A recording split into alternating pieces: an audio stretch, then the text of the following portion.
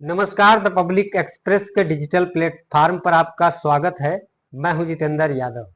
आज हम आपको मिलवाने जा रहे हैं उस बेटी से जिसने अपने सपनों को आसमान से भी ऊंचा उड़ाया है। जिस उम्र में बच्चे कैरियर का नाम भी ठीक से नहीं जानते, उस उम्र में पहल यादव का चयन हुआ नासा विजिट प्रोग्राम के लिए। जी हाँ, वही नासा जो चांद, मंगल और अंतरिक्ष के रहस्यों को सुलझाता है। लेकिन एक सपना अधूरा रह गया।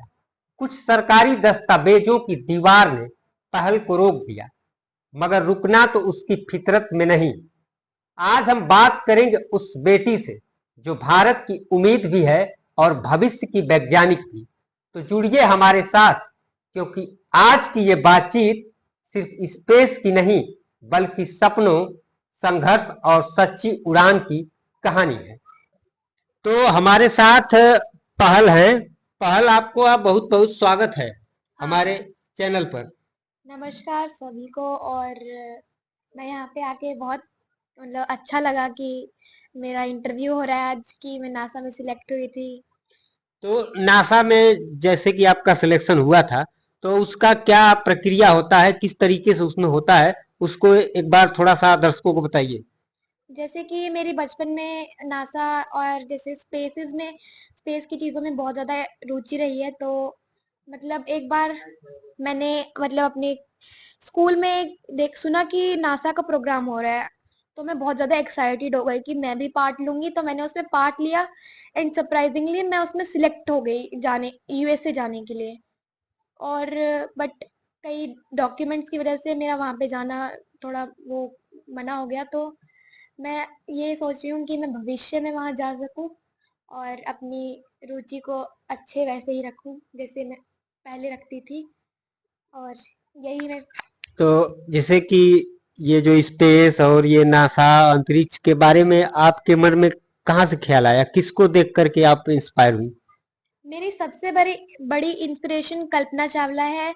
जब मैं मतलब छोटी थी तो मैंने मतलब मैं उनके बारे में जैसे स्टोरीज देखती थी कि कल्पना चावला और वो करनाल हरियाणा से है। मैं भी हरियाणा में ही रहती हूँ। तो मैं करनाल हरियाणा में एकदम शौक हुई थी। ये इतनी मेहनत करके ये यूएसए पहुंच गई, हरियाणा से यूएसए। इतनी इन्होंने मेहनत करी, इतना मेरे को इंस्पायर किया। सो ये मेरी सबसे बड़ी इंस्पिरेशन बन गई।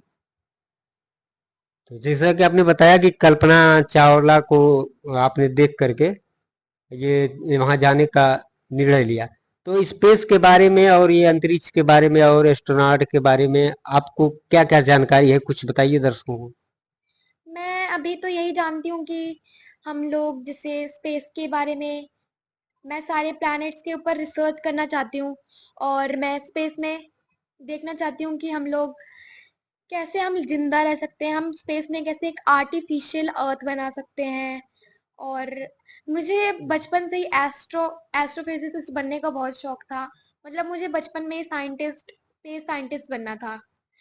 और मुझे बहुत ज़्यादा इंस्पिरेशन मिली। सबसे ज़्यादा इंस्पिरेशन मुझे अपने पेरेंट्स और कल्पना चावला से मिली। तो पहल ये बताइए कि आपने नासा के बारे में और ये इस तरीके की कोई पढ़ाई की थी? हाँ, मैं actually Shri Chaitanya techno school Panipat Haryana Shimla मेवाना में पढ़ती हूँ। तो उसमें एक हमारे जैसे श्री चैतन्य के सारे ब्रांचेज में ऐसे होता है कि हम लोग नासा से अटैच हो सकते हैं, हम उसके बारे में पढ़ सकते हैं, स्पेस के बारे में। तो हमें मतलब ऐसे टॉपिक दिया जाता है कि अगर अर्थ डिस्ट्रॉय हो गई या फिर अर्थ को कुछ भी हो गया जिससे हमारा ऑक्सीजन रिसोर्सेज खत्म हो गए, तो हम एक आर्टिफिशियल अर्थ कैसे बना दें। तो इसी के बारे में मैंने जब 7th क्लास में पढ़ा था। और हमें बहुत अच्छे से पढ़ाया गया कि हमें एक एक शब्द को जैसे अर्थ एकदम खत्म हो जाएगी, एक्सप्लेन कर दिया। ऑक्सीजन खत्म हो जाएगा, पानी खत्म हो जाएगा, तो आर्टिफिशियल सब कुछ बन जाएगा। आर्टिफिशियल आर्टिफिशियली हम कुछ भी बना सकते हैं। जैसे कि हम दूसरी जैसे कि हम जानते हैं कि एटमॉस्फेयर में हम जब जो भी एक्सेल करते हैं एयर, उसमें सम परसेंटेज ऑफ ऑक्सीजन होती है, सबको ही पता है। तो ऐसा, तो हम उसमें से एक्सट्रैक्ट करके हम लिक्विड ऑक्सीजन बना के उसके टैंकर्स बना के हम उसमें अटैच कर सकते हैं, जो हम आर्टिफिशियल अर्थ बनाएंगे। और हम बहुत सारे ऐसे ही हम शॉर्टकट्स लगा सकते हैं ताकि हमारे जो नेचुरल चीजें हैं, वो हम रिसोर्सेज हैं, उसको हम आर्टिफिशियली भी कन्वर्ट कर सकें। लेकिन इतनी बड़ी पॉपुलेशन के लिए क्या ये बनाना संभव है आर्टिफिशियल?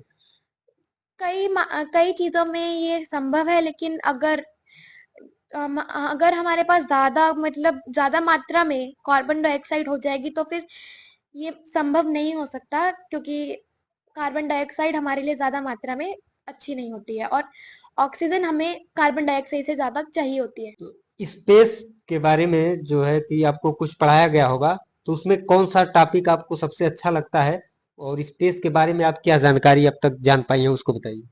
मैं स्पेस के बारे में यही मतलब बहुत कुछ जान चुकी हूँ, और मतलब हम यही जान चुके हैं कि हमारे प्लैनेट्स कैसे रिवॉल्व रोटेट, और बहुत सारी चीजें अभी तो नहीं जानते हैं स्पेस के बारे में, लेकिन इन फ्यूचर हम जाएंगे। और मेरा फेवरेट टॉपिक स्पेस में ये है ब्लैक होल और वर्म होल्स, क्योंकि like they are like science fiction, but they are amusing.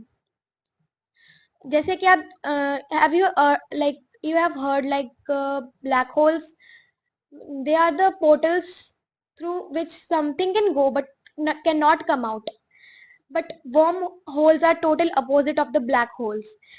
Something cannot go inside but come outside of the wormholes. इसमें ऐसा होता है कि ब्लैक होल्स का ये उल्टा होता है। अगर ब्लैक होल्स एक्सप्लोड हो जाएंगे तो फिर कई लोगों का ये कहना है फिक्शनली कि वर्म होल्स उससे क्रिएट होते हैं। तो यही मेरा सबसे मतलब दिलचस्प टॉपिक है, जो मुझे बहुत ज़्यादा पसंद आता है। So thank you. तो ये थी पहल यादव, जिन्होंने बताया कि कैसे वो जो है अंतरिक्ष नासा में जाने के लिए उनका सिलेक्शन हुआ था और किन्हीं कारणों से उनका पासपोर्ट नहीं बन पाया और नहीं जा पाई। वो तमाम जानकारियां जो है अंतरिक्ष के बारे में और स्पेस के बारे में उन्होंने बताया। फिलहाल इस वीडियो में इतना ही, मिलते हैं अगले वीडियो में, तब तक के लिए नमस्कार।